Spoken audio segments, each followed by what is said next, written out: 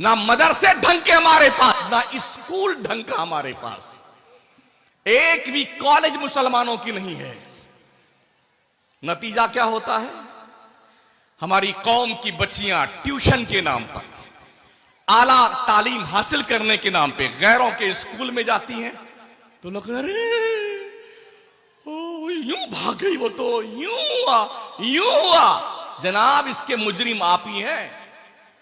آپ نے ہر سال کسی بزرگ کا عرس کرانے کے لیے 3 لوگوں کی قوالیاں کروائی ہیں۔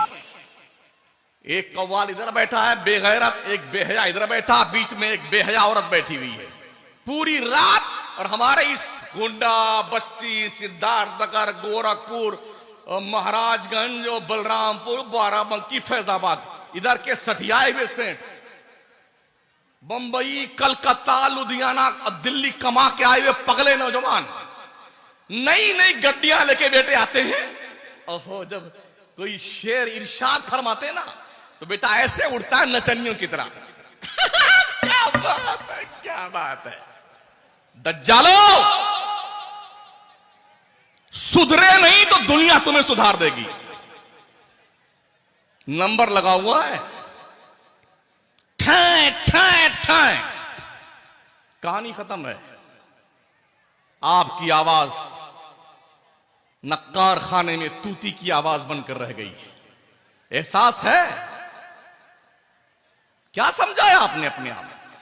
میرا گھر، میری فیملی، میرا محلہ، میرا علاقہ، بڑے علاقے کے لوگ تھے، 1200 کروڑ کی پراپرٹی کے مالک تھے۔ کچھ ہوا؟ آپ کس کھیت کے مولی؟ ہم بڑے خوش ہوتے ہیں جب ہمارے نقیب اجلاس مولانا شمس الدین قادری زندہ باد تو ہماری توپ پھول جاتی ہے۔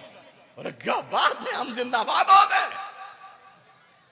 جس قوم کی اکثریت جاہل ہو، جس قوم کی بیٹیاں اور بہنیں اور بچیاں پردے کے ساتھ سسٹمیٹک نظام کے طور پر دائرہ اسلام میں رہ کر کے تعلیم حاصل کرنے سے ونچت ہو، وہ قوم زندہ باد نہیں مردہ باد ہے۔ اتنے بزرگ کے مزارات ہیں کہ سال در سال اتنے عرس ہوں گے نا، سال ایک سال میں اگر عرسوں کا حساب لگایا جائے تو 365 دن پر اگر عرس ڈیوائیڈ کیے جائیں، ایک دن کے حصے میں 10 عرس آئیں گے۔ جیسے کوئی مرا ہو، ایک نیا عرس، زندہ باد زندہ باد زندہ باد، پھر نیا عرس۔ اور ہم نے ایسے بے حیا لوگوں کو دیکھے ہیں ابھی امر ڈوبا کے اندر، اسی سال رمضان شریف سے پہلے قوم کی جوان بیٹیاں اور جوان لونڈے لفنگے، بے غیرت، بے حیا اور عیاش جلوس نکال کر کے، سروں پہ چادر اٹھا کر کے بزرگ کے نام کی سڑکوں پہ ڈانس کرتے ہوئے بزرگ کے مزار پر جو ہے چادریں چڑھائے جاتے ہیں۔ کیا بزرگوں نے یہی کیا تھا؟ تمہاری ذہنی عیاشی کے لیے کہ تم اپنی بچیوں کو، اپنی بہنوں کو، اپنے ماں کو آوارہ گردی کا شکار بناؤ۔